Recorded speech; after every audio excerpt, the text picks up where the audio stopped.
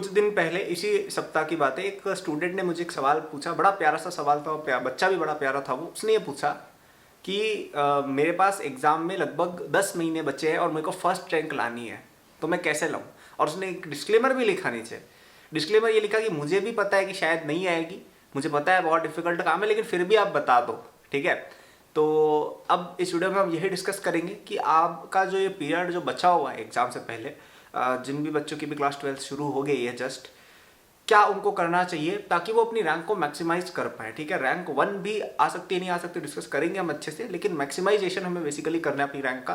तो if you are someone who has 1 year approximately left in their preparation, this video is a must watch for you.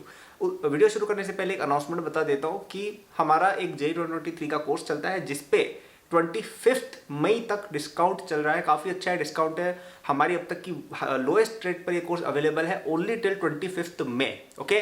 तो ये course बहुत ही ज़्यादा अच्छे तरीके से डिजाइंड है बाय मी माई सेल्फ। मैंने खुद JEE के अंदर रैंक 1 निकाली हुई है। JEE मेन में I was the first person ever to score full marks. तो मुझे बहुत अच्छे से पता है कि यार ये एग्जाम कैसे काम करता है। ये मैं अपना शो ऑफ नहीं कर रहा हूँ, मैं बता रहा हूँ कि यार मेरे को समझ में आता है कि यार एग्जाम में कैसे टॉप किया जाता है, कैसे अपनी प्रिपरेशन को अच्छा किया जाता है। तो ये सारा नॉलेज यूज करके इस कोर्स को डिजाइन किया गया है। आपको जो भी मटेरियल मिलेगा काफी to the point, precise, concise होगा, ठीक है। तो आपका टाइम वेस्ट ही होगा कि आप फालतू की चीजें पढ़ रहे थे, जिससे आपका जो वैल्यूएबल समय है वो बर्बाद होगा। क्योंकि देखो अभी हमारे लिए एक एक मिनट तक इंपॉर्टेंट है, राइट। तो इस कोर्स में आपको जो भी मटेरियल दिया जाएगा वो इनफ है कि आप उसको 1 साल में कर पाओ, और उससे आप बेहतरीन टॉप 100, टॉप 10, फर्स्ट रैंक जितनी चाहिए आप ला सकते हो, ठीक है। डिस्क्रिप्शन में लिंक दिया हुआ है ऐप का, वहां पे जाके आप इसको एक्सेस कर सकते हो। बहुत ही ज़्यादा अच्छा इन्वेस्टमेंट ये आपके लिए रहेगा।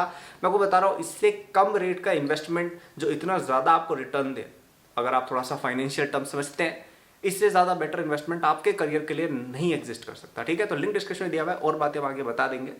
चलिए बात करते हैं कि क्या चीज़ें आपको ध्यान में रखनी है अगले 10, 11, 12 महीने जब तक आप एग्जाम नहीं हो जाता। तो देखिए, सबसे पहला जो सवाल में मुझे अच्छी बात लगी कि बच्चा सेल्फ अवेयर है, लेकिन वो ड्रीम करना जानता है, ठीक है। कह रहा है कि इम्पॉसिबल काम है, डिफिकल्ट काम है, and it is a difficult task अगर आपको फर्स्ट रैंक के लिए एम करना है इन 1 ईयर। लेकिन हम एटलीस्ट कोशिश तो करेंगे, ठीक है। फर्स्ट रैंक के लिए एम करेंगे तो 100 में तो आएंगे, 100 के लिए एम करेंगे तो यार 1000 में तो आएंगे, राइट। तो आप एम अगर करोगे, वो कहते हैं ना कि aim for the moon you will land in the stars, या शायद उल्टा होता है, कमेंट करके बता देना क्या होता है। Aim for the stars you will land on the moon, शायद ये होता है, राइट। तो आप अगर एम ही छोटा रखेंगे तो देखिए थोड़ा डिफिकल्टी होता है।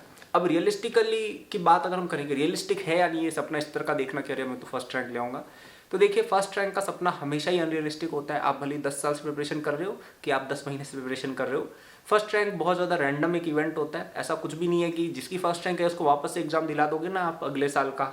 2020 के टॉपर को 2021 का एग्जाम दिलाओ, 1998 के टॉपर को 1999 का पेपर दिलाओ, शायद वो टॉप ना भी करें, ठीक है। तो थोड़ा सा रैंडम इवेंट देखो रहता है, लेकिन हम अपनी प्रिपरेशन को इतना स्ट्रॉन्ग अवश्य कर सकते हैं कि हमें एक सर्टेनिटी हो जाए कि भाई इतनी रैंक तो आ ही जाएगी। जैसे मेरी प्रिपरेशन थी, मुझे पूरा श्योर था कि यार IIT में तो मैं चला ही जाऊंगा, इवन टॉप 200, 300, 500 तक का तो मुझे पूरा श्योर था कि भाई मेरी आ ही जाएगी। तो उस लेवल का कॉन्फिडेंस देखिए आपको डेवलप करना पड़ेगा अगर आप एक अच्छी रैंक के लिए एम करना चाहते हैं। वो कॉन्फिडेंस 3 चीज़ों के कॉम्बिनेशन से आता है। सबसे पहली चीज़ जो आपके लिए रिक्वायर्ड है वो है सिलेबस कंप्लीशन, ठीक है।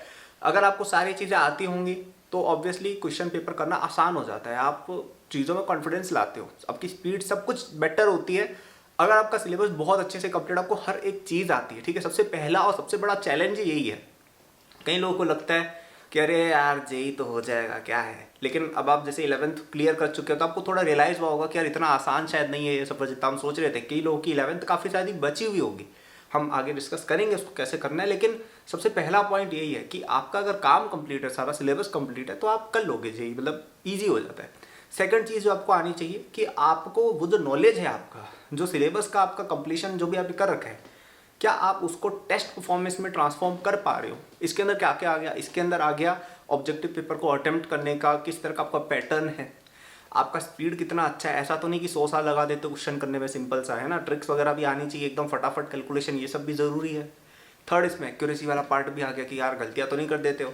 मतलब वो जो नॉलेज है आपका, जो सब्जेक्ट का जो सब्जेक्टिव नॉलेज है, उसको ऑब्जेक्टिव पैटर्न में ले जाने वाली कला भी आपको बहुत अच्छे से आनी चाहिए अगर आपको बहुत अच्छी रैंक चाहिए तो, राइट। और तीसरा, थोड़ा सा जज्बा, थोड़ी सी हिम्मत, थोड़ा सा लक, ये सब छोटी छोटी चीज़ें हैं, स्वादानुसार आपको थोड़ी बहुत डालनी रहेगी अपने प्रिपरेशन में, ठीक है।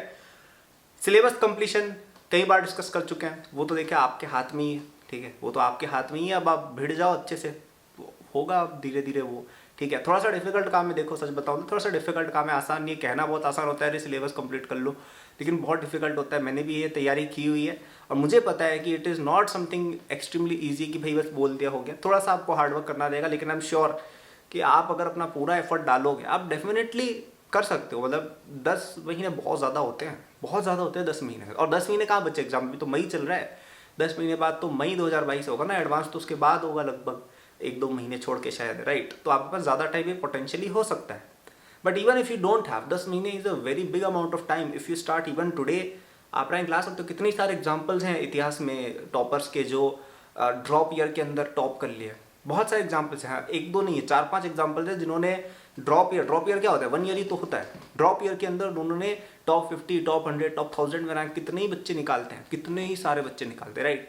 So you don't have to feel कि इनफ नहीं है टाइम, हो जाएगा, ठीक है। बस you have to push hard for it. Test preparation वगैरह की बातें, ऑब्जेक्टिव पैटर्न की बातें, तो वो पूरा प्रैक्टिस का खेल है। इफ़ यू प्रैक्टिस हार्ड, अगर आप बहुत ज़्यादा क्वेश्चंस लगाते हो ऑब्जेक्टिव टाइप के, आप क्यों नहीं कर सकते, कर सकते हो। लेकिन ऑब्जेक्टिव प्रैक्टिस बहुत ज़रूरी है। डेली का आपको कोशिश करना है 100-150 क्वेश्चन तक हम पहुँचे, कि डेली के 100-150 मिनिमम क्वेश्चन एक समय पर हम कर रहे हो। मैं ऐसा नहीं कह रहा हूँ आज हो, लेकिन 3 महीने बाद, 4 महीने बाद आपकी ऐसी सिचुएशन होनी चाहिए कि हम दिन के 100-150 क्वेश्चन कर रहे हों। और last but not the least, थोड़ा सा लक, थोड़ा सा ब्रेवरी, थोड़ा सा ऑनेस्टी अपने साथ, थोड़ा सा अपने अंदर एक हिम्मत लाना, ये सब भी बहुत ज़रूरी है, ठीक है। क्योंकि एग्ज़ाम एक ऐसी चीज़ है, एग्ज़ाम एक स्पोर्ट्स मैच के फाइनल की तरह है। फाइनल मैच में दोनों टीमें अच्छी होती है, कोई भी टीम लक से फाइनल में नहीं पहुंचती है, लेकिन लास्ट में कौन जीतेगा वो काफ़ी हद तक आपकी मेंटालिटी का खेल होता है कि लास्ट में कौन भिड़ गया, लास्ट तक कौन टिका रहा। और एक कहावत होती है, फॉर्च्यून फेवर्स द बोल्ड। तो अगर आप बोल्ड रहेंगे अपनी प्रिपरेशन में, ब्रेव रहेंगे, तो आपकी साइड में लक अपने आप आएगा, अपने आप पेपर में आपके फेवर के सवाल आएंगे, अपने आप चीज़ें आपके अनुसार होंगी, ठीक है। तो अगर हम सवाल को वापस से पूछें कि क्या 10 महीने के अंदर रैंक 1 आ सकती है, जवाब देते हैं एंड में वीडियो के। उससे पहले एक आपको मैं रिमाइंडर देना चाहता हूँ कि अगर आपको ये तीनों चीज़ें करनी है, सिलेबस कंप्लीशन, टेस्ट के अंदर अपनी प्रिपरेशन को ट्रांसफॉर्म करना कि सब्जेक्टिव टू ऑब्जेक्टिव ले जाना, और आपको अपना जो एक्यूरेसी है, जो आपका ब्रेवरी है, जो आपके अंदर जो आपका जज्बा है प्रिपरेशन को लेके, जो मोटिवेशन है, ये सब चीज़ें अगर आपको कंप्लीट करनी हो तो आपको हमारे 2023 कोर्स में अवश्य एनरोल होना चाहिए। डिस्क्रिप्शन में इसका लिंक दिया हुआ है। ये कोर्स एक बहुत ही अच्छा इन्वेस्टमेंट रहेगा आपके लिए, क्योंकि आप अपने एजुकेशन के अंदर सबसे पहली बात इन्वेस्ट कर रहे हो। सबसे ज़्यादा अच्छी बात है कि अभी आपको इस पर डिस्काउंट भी मिल रहा है, कब तक, 25 तारीख तक। And it is India's best and the fastest way to cover your syllabus and become the best JEE aspirant that you can be. Okay? आपका जो मटेरियल आपको मिलेगा ना, वो काफ़ी ज़्यादा रिसर्च्ड है इन सच अ वे कि आप सबसे कम टाइम में अपना सिलेबस भी कंप्लीट कर लो और आप ऑब्जेक्टिव प्रैक्टिस करना फटाफट से चालू कर दो। आपको वहाँ पे हम सबसे पहली प्रायोरिटी यही रखते हैं कि बच्चे को हमारा कोर्स देख के सबसे पहले क्वेश्चन कैसे सॉल्व करना है ये समझ में आ जाए।